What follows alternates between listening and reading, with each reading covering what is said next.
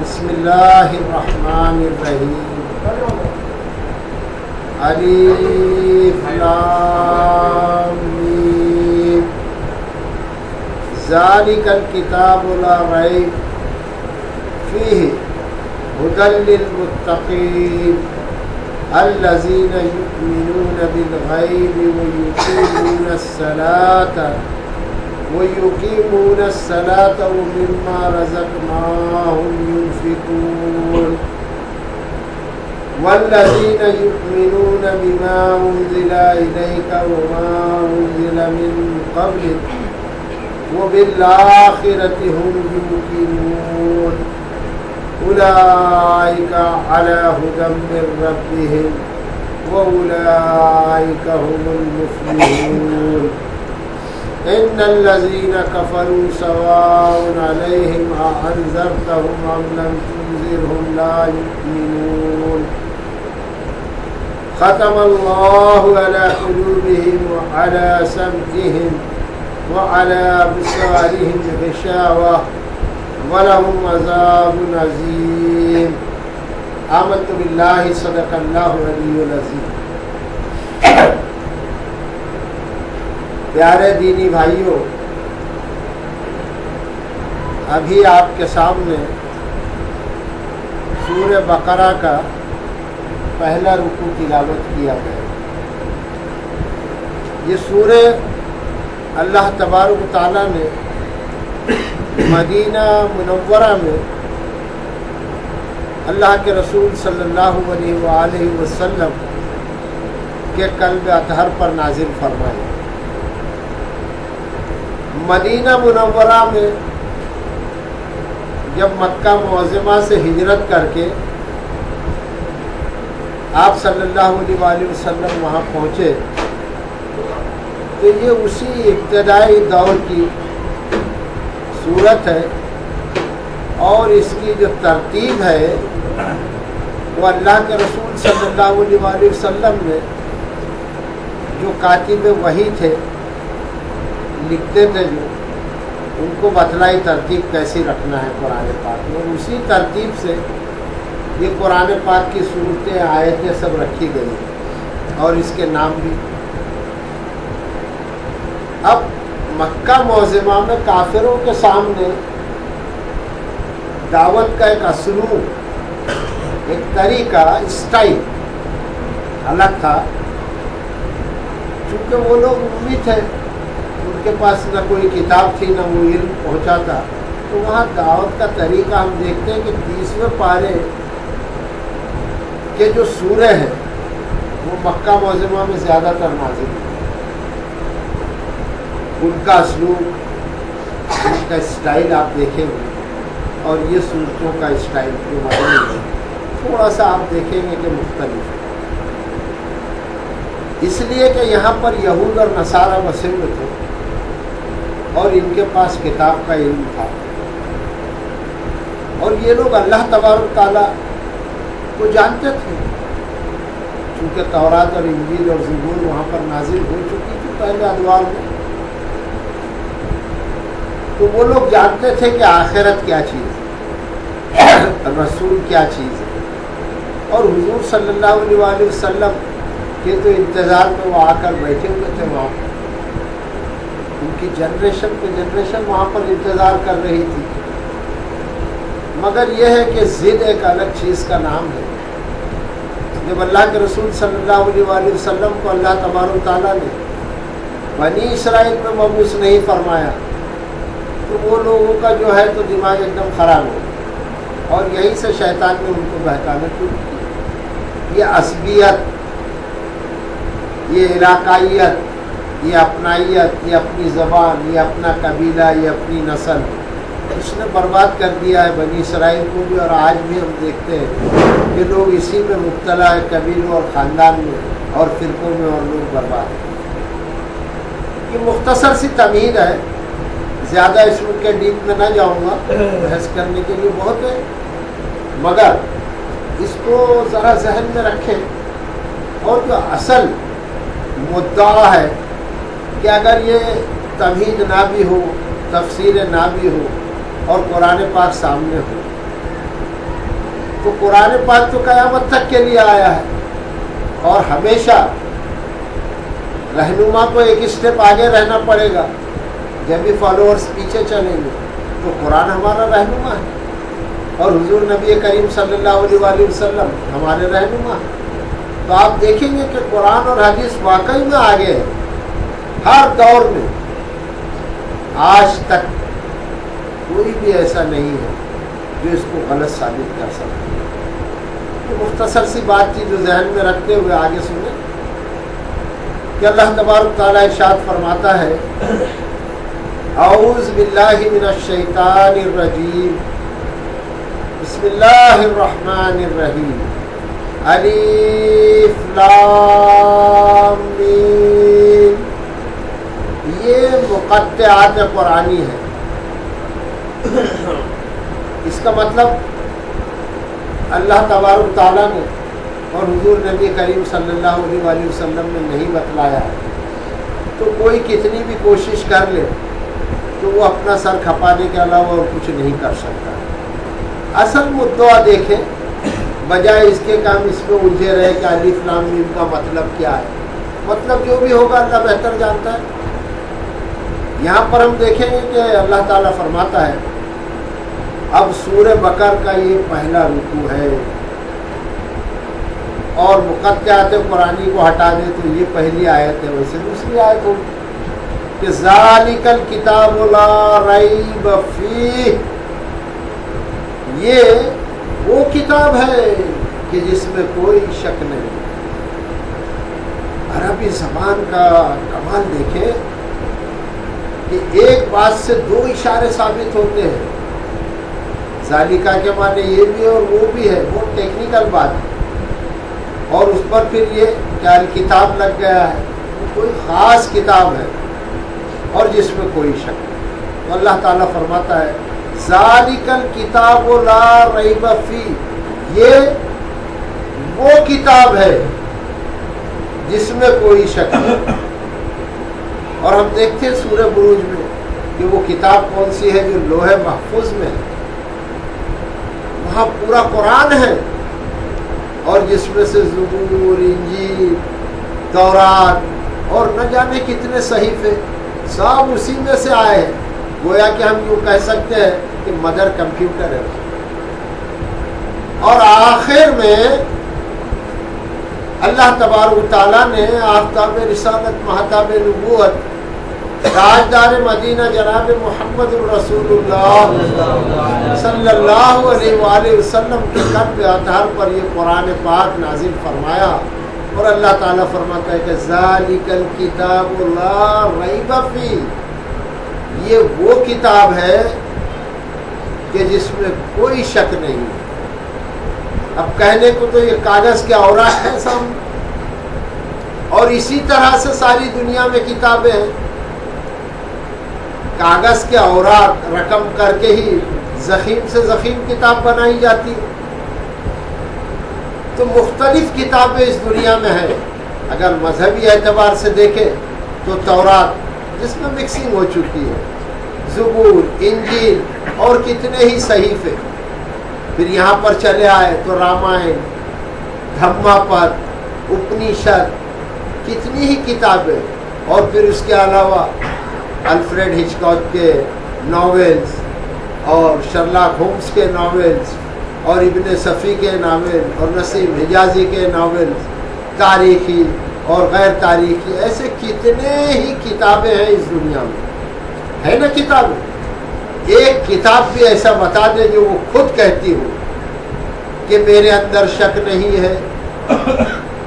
حتیٰ کہ حدیث کی کتاب جو قرآن کے بعد جس کا نمبر ہے وہ بھی اٹھ کر نہیں کہتی ہے کہ مجھ میں کوئی شک ہے. تو پتہ یہ چلا کہ واحد قرآن پاک ہے کہ جو کلام کرتا ہے کہ مجھ میں کوئی شک نہیں ہے. اور 1400 برس ہو چکے کم و بیش، آج تک کوئی قرآن پاک کی کسی بات کو غلط ثابت نہیں کر سکا.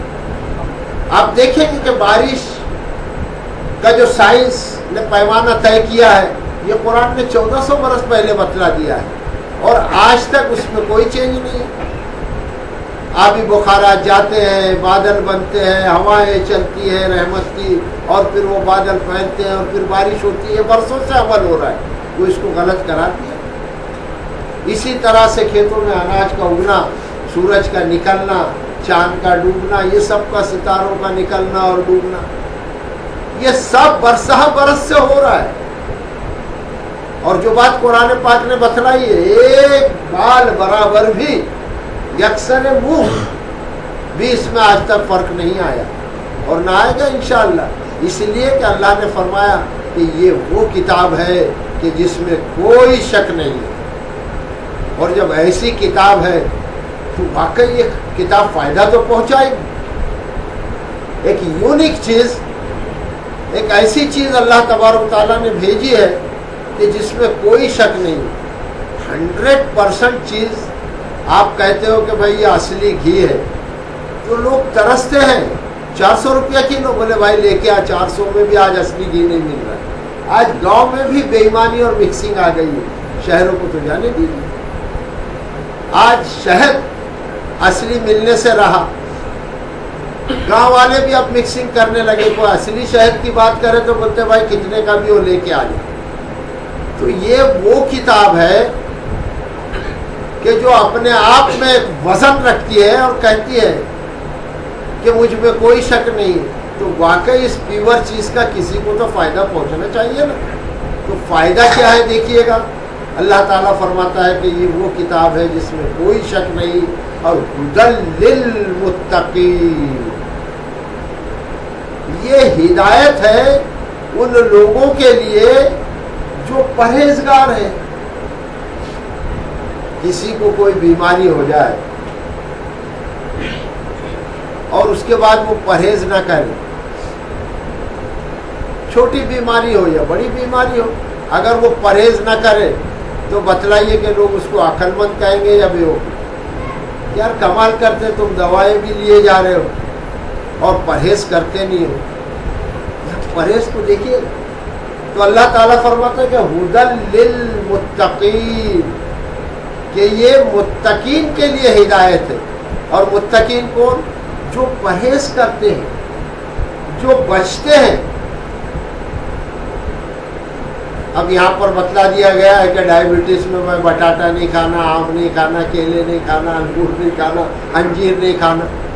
آدمی پرہیز نہیں کرے گا، وہ گپا گپ کھاتے جائے گا تو اس کو معلوم پڑے گا کہ چکر آ رہے، پنڈلی میں درد ہو رہی، گرنے کا خطرہ پیدا ہو گیا ہے۔ اسی طرح سے ہدایت ہے یہ کتاب ان لوگوں کے لیے جو پرہیز کرتے ہیں۔ اب پرہیز اگر نہیں کریں گے تو پھر یہ کتاب کے جو نسخے جو ہے وہ اس کو فائدہ نہیں پہنچائیں گے۔ بہت سمجھنے کی بات ہے۔ آج یہ بے روا روی جو معاشرے میں پھیلی ہوئی ہے، بے احتیاطی پھیلی ہوئی ہے، اور لوگ اس قدر برائیوں میں مبتلا ہے، کسی پر طنز نہیں ہے یہ۔ مگر ہم اپنے معاشرے کو دیکھیں، غیر قوم کا کیا ذکر کرنا، ہم اپنی قوم کو دیکھیں، فجر کی اذان ہوتی ہے، مسجدوں کا کیا حال ہے۔ ابھی ہمارے کچھ ساتھی ہم لوگ گئے تھے اورنگ آباد، وہاں بڑی بڑی مسجدوں میں 2 اور 4 اور 6 اور 8 لوگ تھے، اور ایک امام صاحب نے تو ہمارے ساتھی سے کہا کہ بھائی ایک ہی آدمی آتا ہے، میں ملا کے 2 ہم لوگ، میں امام اور وہ مقتدی ہوتا۔ یہ قوم کا حال ہو گیا ہے، بڑے بڑے شہروں کا، بڑی بڑی مسجدوں تو بن گئی ہے، مگر نمازی کہاں ہے؟ جو مسجد کی روح ہے نمازی وہ نہیں ہے۔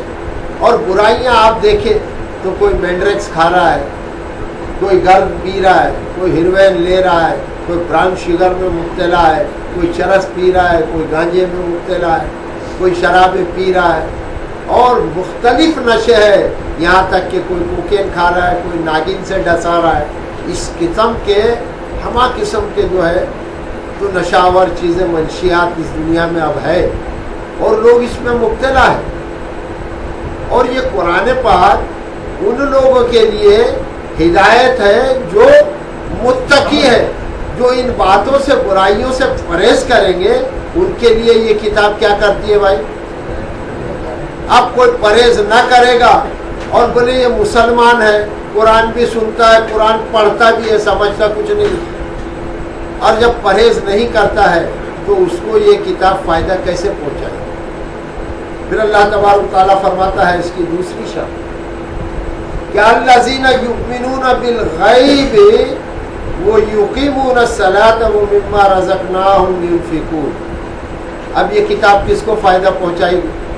الذین یؤمنون بالغیب، وہ لوگ جو بغیر دیکھے ایمان لائے، یہ اس کی شرط ہے اس کتاب میں۔ اب بغیر دیکھے کیا چیز ہے؟ اللہ تبارک، اس کو کسی نے نہ دیکھا ہے نہ اس دنیا میں دیکھ سکتا ہے، کوئی بھی مخلوق اور کوئی بھی ہو صاحب، کسی نے اللہ تبارک تعالیٰ کو نہیں دیکھا ہے تو وہ غیب میں ہے۔ اور غیب میں کیا ہے؟ فرشتے، جنت، جہنم، یہ غیب میں ہے، تو یہ نظر نہیں آتے مگر ہے۔ اب یہ ہے تو غیب پر ایمان لانا ہے، اس بات کا جس کو یقین ہو جائے کہ یہ کتاب کہہ رہی ہے کہ وہ لوگ جو غیب پر ایمان لاتے ہیں، اور غیب پر جیسے ہی ایمان لایا تو ایمان کیا چیز ہے؟ ایمان کیا چیز ہے؟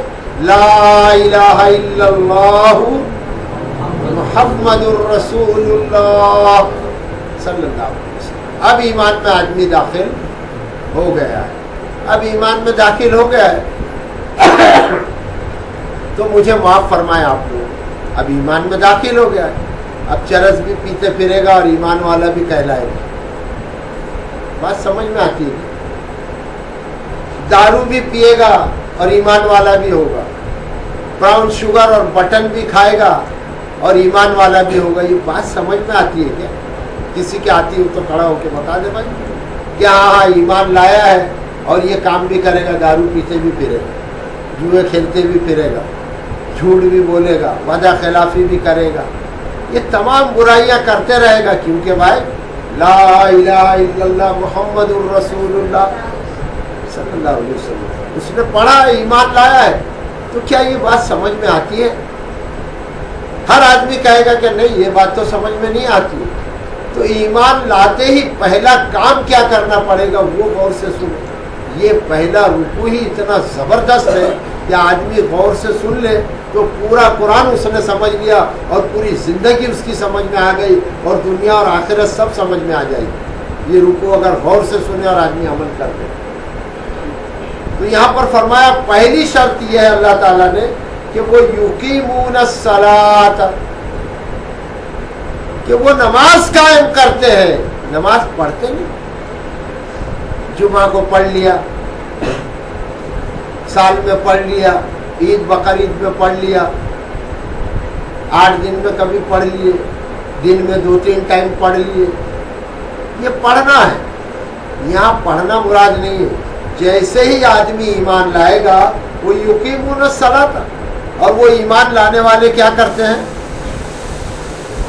ایمان لانے والے نماز، بولو بھائی ذرا مزہ آئے گا محفل میں، ایسا لگے گا کہ کچھ ہے حرکت میں، زندوں کی محفل ہے ایسا لگے گا۔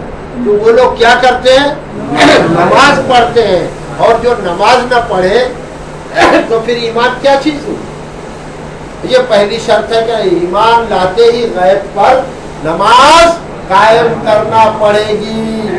پھر اللہ تعالیٰ نے فرمایا وہ مما رزقناہم ينفقون، اور جو ہم نے تم کو رزق دیا ہے اس میں سے خرچ کرنا پڑے گا۔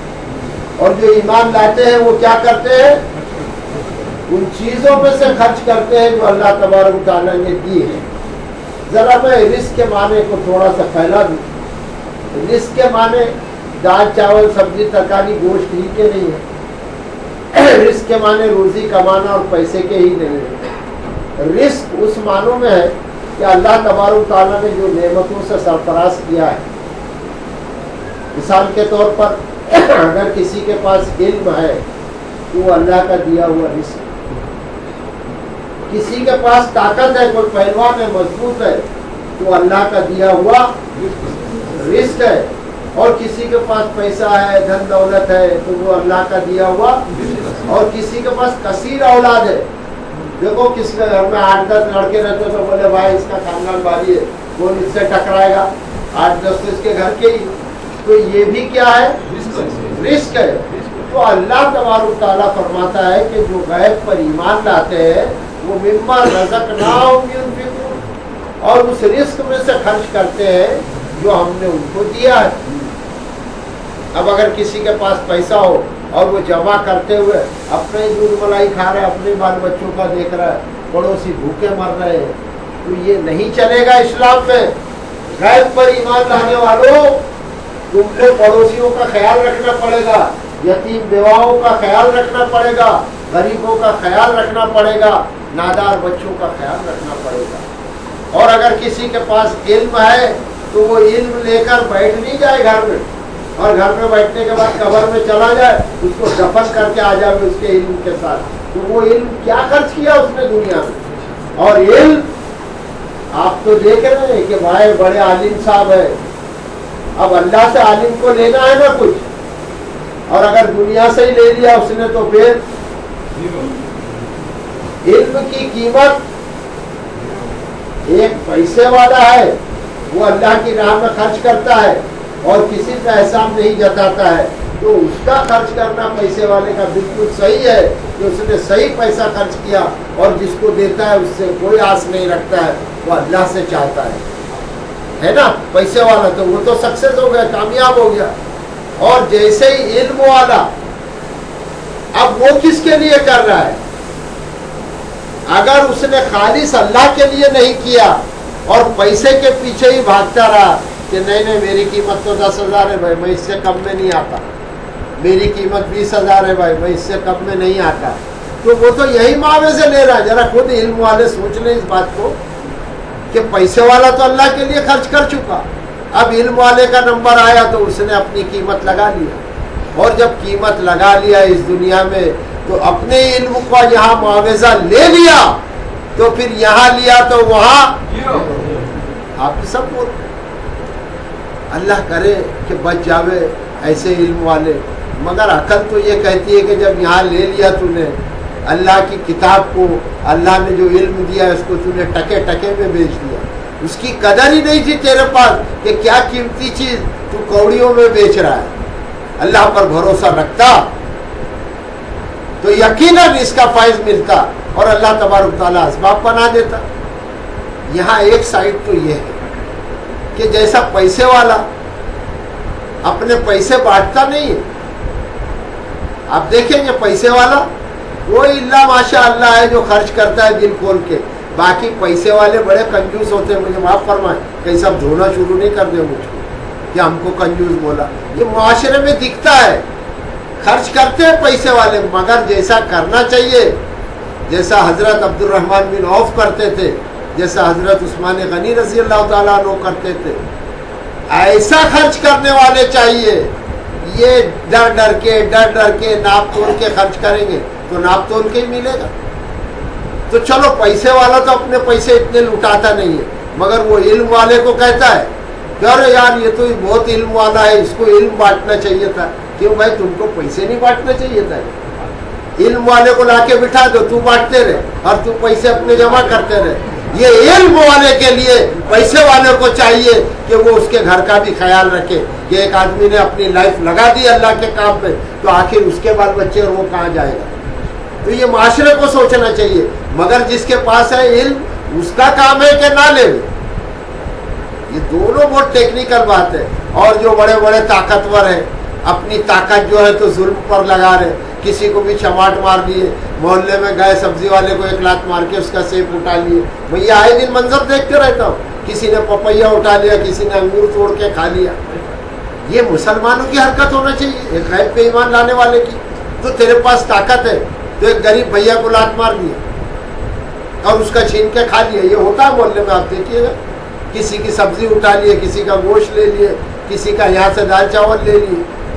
یہ کیا طریقہ ہے؟ تو طاقت ہے اور تم ناجائز استعمال کر رہے. طاقت تو تمہاری کسی پر ظلم ہو رہا ہے, کوئی لڑکی چھیڑ رہا ہے, آج کل تو بلاತ್ಕಾರ کے بڑے مسئلے. آدمی اتنا بےحس ہو گیا ہے کہ سامنے منظر عام پر بلاತ್ಕಾರ ہو رہا ہے اور ساری پبلک دیکھ رہی. اگر دھونا شروع کر دے تو 7 8 10 کیا چیز ہے بلاತ್ಕಾری, 1 2 کیا چیز ہے, مار کے عوام پھینک سکتی ہے. عوام میں یہ جذبہ مر چکا ہے, اس لیے کہ بے دینی آ گئی ہے, دھرم نشٹ ہو گئے ہیں, مذہب سے آدمی دور ہو گیا ہے, اس لیے یہ سب ہو رہا ہے. آدمی اگر مذہب پر قائم ہو جائے تو انشاءاللہ یہ سب دور ہو جائے گا. آؤ ہم سب مذہب پر قائم ہو جائے, اللہ کی کتاب کے ساتھ چلے ہم لوگ. بولو بھائی چلو گے؟ صرف یہی بول رہا ہے, لگا دو زور, کچھ نہیں دنیا ہم سنوار سکتے ہیں تو کم سے کم ہمارا اپنا محلہ تو سنوار دے. آپ پھوڑے تکاؤ لے کے ہم لوگ نکلے اور یہ راستے ہم لوگ صحیح کر دے. ابھی دیکھو پھر گٹرے بہ رہی. کیا مسلمان کرے گا؟ چھوٹے چھوٹے بچے اسکول جا رہے ہیں, نمازی جا رہے ہیں مسجد میں, سب گندے ہو کے جا رہے. کیسا یہ انقلاب آئے گا؟ ایسے سست بیٹھے ہیں کہ کچرا کوئی پھینک رہا ہے تو پورے گلی والے اس کو نہیں بولتے, چلنے دو, سب چلتا ہے, یہ چلتا ہے. تو معاملہ پھر ایسے ہی پھلتا ہے اس دنیا میں. آدمی کو چاہیے کہ اگر اللہ تبارک و تعالیٰ نے طاقت دی ہے تو اس طاقت کا, اس رزق کا صحیح استعمال کرے. اور کسی کے پاس زیادہ اولاد ہے تو وہ ان کو نیکی کا راستہ بتائے, بربادی کا اپنی اولاد کو راستہ نہ بتائے. پھر اللہ تعالیٰ فرماتا ہے, اور شرط سنیے کہ والذین یؤمنون بما انزل الیک وما انزل من قبلک, اور وہ جو غیب پر ایمان لاتے ہیں, وہ جو آپ صلی اللہ علیہ وآلہ وسلم پر نازل ہوا ہے. فرمایا اللہ نے والذین یؤمنون, اور وہ لوگ جو ایمان لاتے ہیں بما انزل الیک, اے نبی صلی اللہ علیہ وآلہ وسلم آپ کی طرف جو نازل ہوا ہے اس پر ایمان لاتے ہیں, یعنی قرآن پاک پر. وما انزل من قبلک, اور اس سے پہلے, اس قرآن سے پہلے جو نازل ہوا ہے, یعنی اللہ تبارک تعالیٰ کی اور بھی کتابیں آئی ہیں. تورات ہے, زبور ہے, انجیل ہے, اور مختلف پیغمبروں پر, انبیاء علیہ السلام پر صحیفے نازل ہوئے. ان سب کو ماننا ہے, مگر شریعت کے تحت نہیں ماننا ہے, بلکہ یہ ماننا ہے کہ وہ کتابیں آئی تھی ہم سے پہلے, اور اس کتاب پر بھی اللہ فرماتا ہے کہ ایمان لاؤ. تو ہمارا ایمان ہے کہ وہ بھی اللہ کا کلام تھا, وہ کلام ربانی تھا. اور پھر وہ بالآخرۃ ہم یوقنون, اور وہ آخرت کا یقین کرتے ہیں. اور وہ لوگوں کے سامنے جو غیب پر ایمان لاتے ہیں ان کا یقین کس پر رہتا ہے؟ آخرت پر. اس لیے کہ ہم مریں گے تو اللہ تبارک و تعالیٰ کے سامنے جواب دہ ہے. ہمارے اعمال کا جواب ہم کو دینا پڑے گا. اور خراب کام کیے ہیں تو اللہ نے جہنم تیار رکھی ہے, اور اچھے کام کیے تو اللہ نے جنت تیار کر رہے. بچے بھی ماشاء اللہ ہوشیار ہیں. تو اللہ تعالیٰ نے اچھے کام کرنے والوں کے لیے جنت تیار رکھی ہے. تو بولو بچوں, کدھر جانا چاہتے ہو؟ تو پھر جنت میں جانا چاہتے ہو تو کام کیا کرو گے؟ اچھے کام. اور اچھے کام کون سے ہیں؟ جو جناب محمد الرسول اللہ صلی اللہ علیہ وسلم نے فرمایا ہے, وہ اچھے کام ہے. جیسے نماز ہے نا, اور اللہ نے جو دیا اس میں سے خرچ کرنا. پھر اللہ تعالیٰ ارشاد فرماتا ہے کہ اولئک علی ھدی من ربہم واولئک ھم المفلحون. سرٹیفکیٹ دے دیا اللہ تعالیٰ نے. یہ کام کر لیے تو اللہ تعالیٰ فرماتا ہے کہ یہی وہ لوگ ہیں جو اپنے پروردگار کی طرف سے ہدایت پر ہے, اور یہی لوگ کامیاب ہونے والے ہیں. اب کیا رہ گئے؟ قاعدے سے دیکھو تو یہ کتاب ابھی بند, اتنا عمل کر لو, انشاءاللہ ہم سب جنت میں چلے جائیں. بند کر لو, اتنے کام کر لو, سب جنت میں چلے جاؤ گے انشاءاللہ. اب دیکھیے گا کام بھی کیسے ہے. نماز پڑھنا کوئی آسان کام نہیں. اگر آسان کام ہوتا تو سارا محلہ فجر کی نماز میں ہوتا اور ساری ماں بہنیں گھروں میں نماز پڑھتی. اس کا مطلب ہے یہ آسان کام نہیں ہے, مگر آسان کام ہے ان لوگوں کے لیے جو یہ سمجھتا ہے کہ اپنے پروردگار سے ملاقات کرنا ہے اور ہم کو حساب دینا ہے. ان کے لیے آسان ہے نماز پڑھنا, ورنہ نماز پڑھنا جس کو پوچھو تو استنجا ہی صاف نہیں ہے. مر گیا ناپاکی میں تو کیا حال ہوگا؟ اے مسلمان، تجھ کو عقل نہیں ہے؟ تو سوچتا نہیں ہے کہ ناپاک گھومتا رہتا ہے اللہ کی زمین پر؟ یہ دھرتی تجھ کو بد دعائیں دیتی ہے کہ اے ناپاک تو برباد ہو جائے تو اچھا ہے. تجھ کو یہ آواز سنائی نہیں دیتی ہے جس دن تو مرے گا یہ زمین تجھ کو بھیج دے گی کہ اے ناپاک ذلیل آج آ گیا تو میرے اندر، تجھ کو نچوڑ کر پھینک دے گی. کیا سمجھ رکھا ہے انسان نے؟ تو اللہ تبارک تعالیٰ ارشاد فرماتا ہے کہ جن لوگوں نے غیب پر ایمان لایا اور لا کر نماز قائم کی، اور پھر جو اللہ نے دیا ہے اس رزق میں سے دیا، اور جو کتابیں ہیں وہ اس پر سب ایمان لایا، آپ صلی اللہ علیہ وسلم سے پہلے جو کتابیں آئی، اور پھر یہ سب کر لیا، تو اللہ تعالیٰ نے فرمایا آخر میں کہ وہ آخرت کا یقین رکھتے ہیں. اور اتنی باتیں سب سامنے آنے کے بعد اللہ تعالیٰ نے سرٹیفکیٹ دی، اولئک علی ھدی من ربہم، کہ یہی لوگ ہدایت پر ہے اپنے رب کی، اپنے پروردگار کی طرف سے یہی لوگ ہدایت پر ہے. اور جب ہدایت پر ہے تو وہ اولئک ھم المفلحون، اور یہی لوگ فلاح پانے والے ہیں، یہی لوگ کامیاب ہونے والے ہیں. تو کامیابی کا راز تو اللہ تعالیٰ نے بتلا دیا.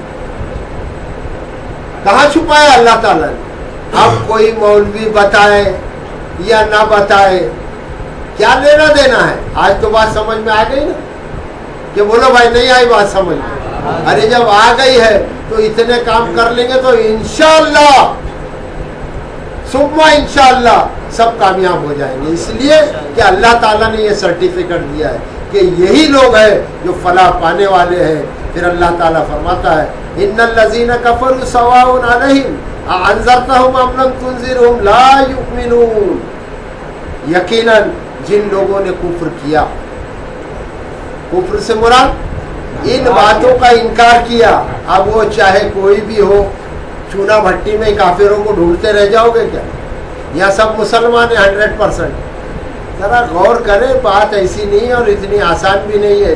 ان باتوں کا انکار عملاً جس نے کیا، جو نماز نہیں پڑھتا ہے، چاہے اپنے آپ کو کچھ بھی بول لے، ارے وہ کافر سے کم نہیں ہے.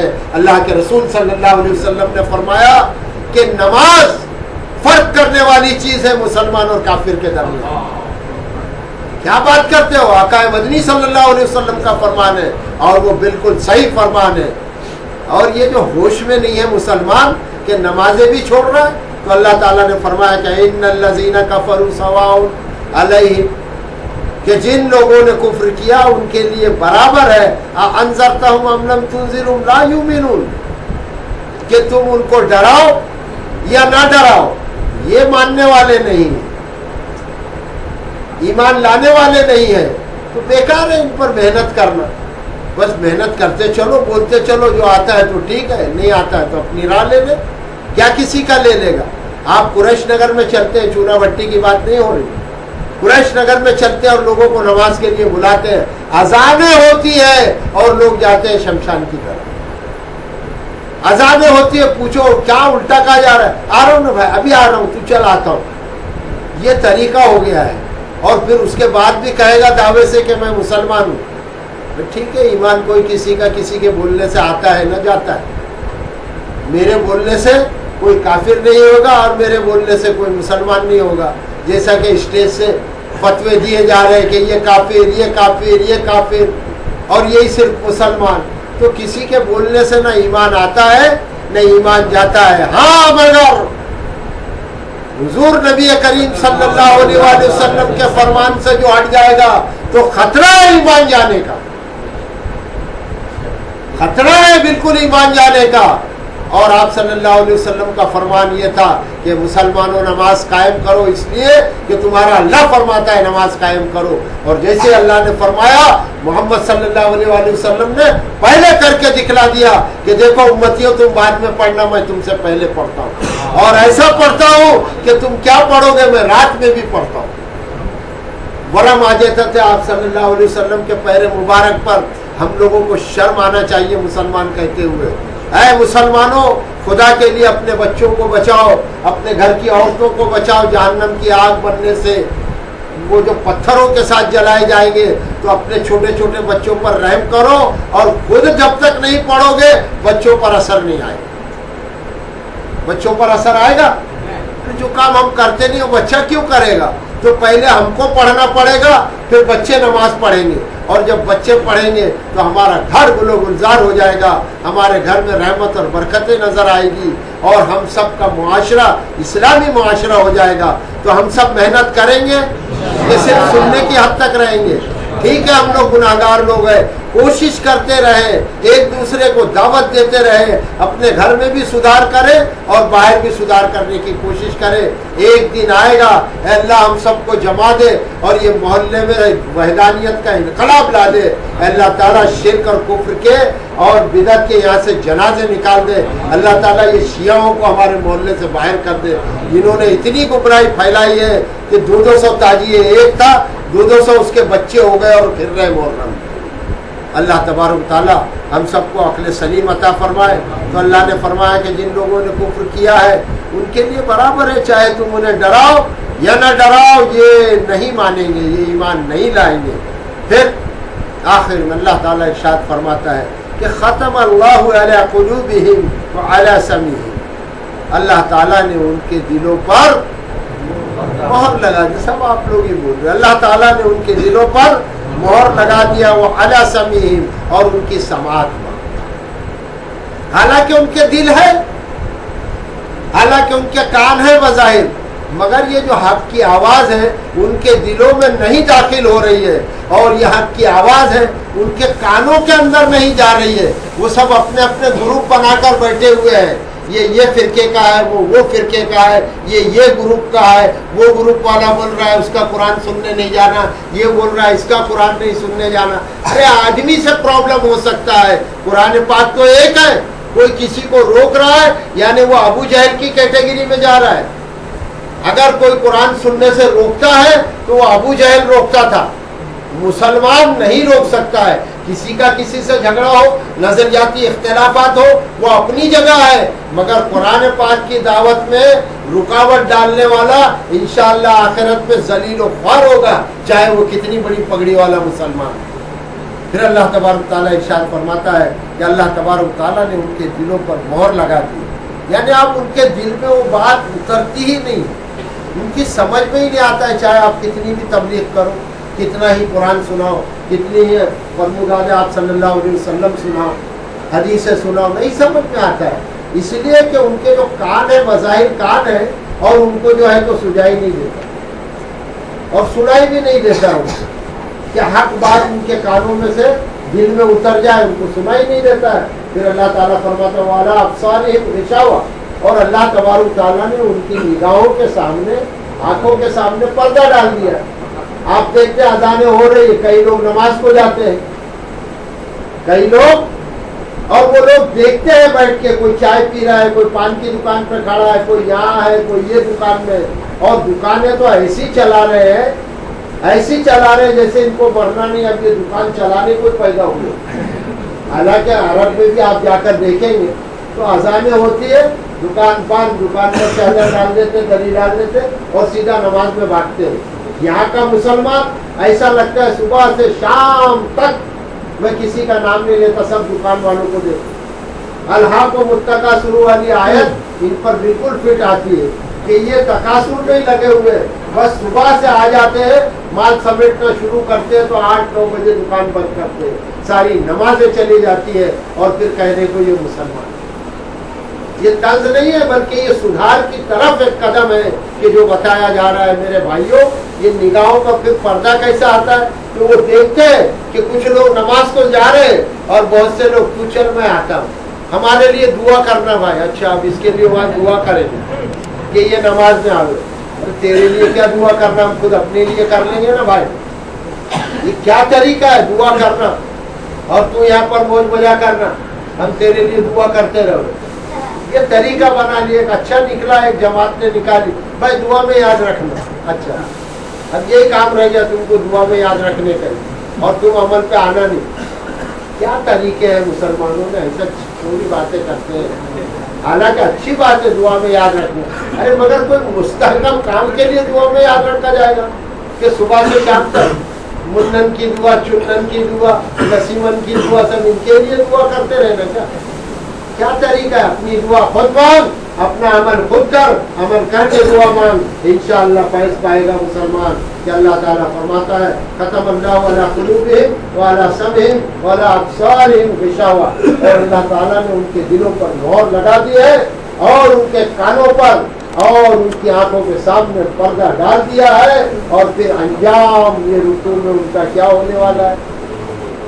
پہلے تو اللہ تعالیٰ نے فرمایا کہ یہی لوگ ہیں جو کامیاب ہونے والے ہیں، جو نماز قائم کرتے ہیں، جو اللہ نے رزق دیا اس میں سے دیتے ہیں، جو قرآن پر یقین رکھتے ہیں اور اس سے پہلے کی کتابوں پر ایمان لاتے ہیں اور آخرت کا یقین رکھتے ہیں، ان لوگوں کو اللہ تعالیٰ نے فرمایا یہ کامیاب ہونے والے لوگ ہیں۔ اور ان کے لیے جن کے دلوں پر مہر لگ گئی ہے، جن کے کانوں پر مہر لگ گئی ہے، جن کی آنکھوں کے سامنے پردہ ڈال دیا گیا ہے، اللہ تعالیٰ فرماتا ہے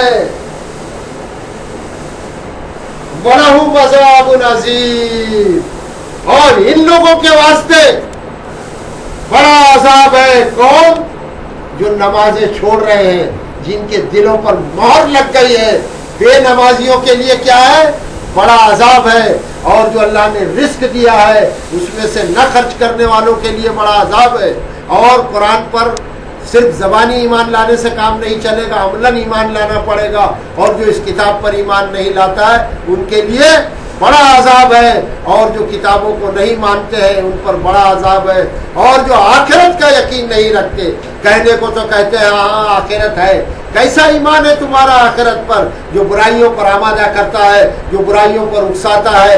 ارے صحیح ایمان تو ہوا ہے کہ آدمی کو اللہ کے سامنے جواب دہ ہونا پڑتا ہے، اس لیے آخرت کا پکا یقین رکھنے والا نماز پڑھے گا، اور جس کا آخرت پر یقین نہیں ہے وہ نماز چھوڑے گا۔ مسلمانوں خود فیصلہ کر لو کہ تم کافر کی موت مرنا چاہتے ہو یا ایمان والے کی موت مرنا چاہتے ہو۔ اگر ایمان والے کی موت مرنا چاہتے ہو تو تم کو نماز قائم کرنا پڑے گی، اللہ کے رزق میں سے خرچ کرنا پڑے گا، آخرت پر ایمان رکھنا پڑے گا۔ وآخر الدعوانا الحمدللہ رب العالمین۔ سبحان اللہ، جزاک اللہ۔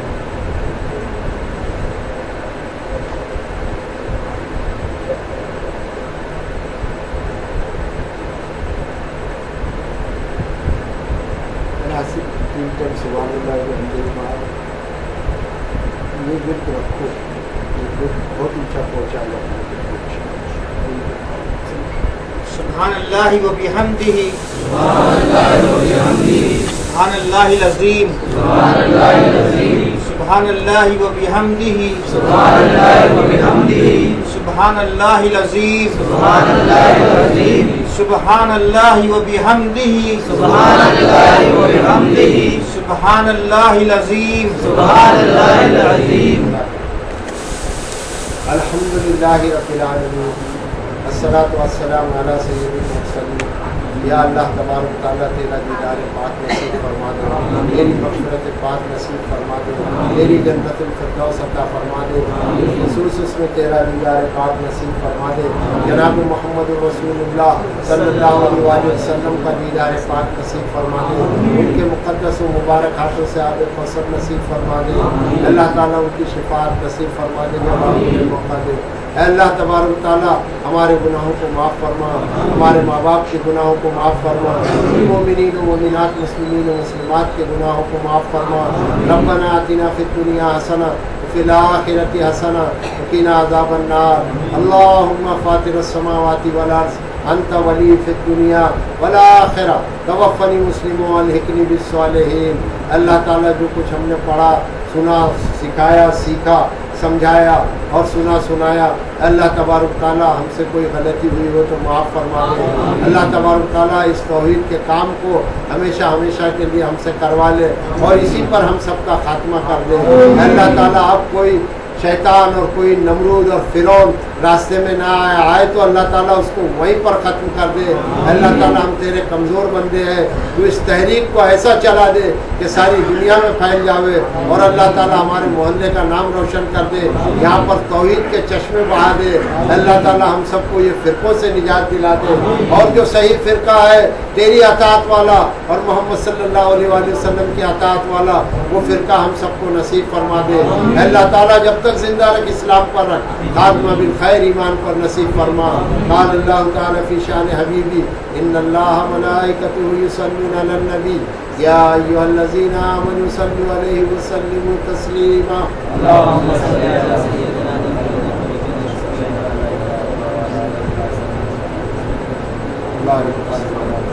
सुब्हान रब्बिका रब्बिल इज़्ज़ति अम्मा यसिफून व सलामुन अलल मुरसलीन वल्हम्दुलिल्लाहि रब्बिल आलमीन। अस्सलामु अलैकुम रहमतुल्लाहि व बरकातुहू। इंशाअल्लाह अगले बुध को होगा, अल्लाह से दुआ है मुझे से करें।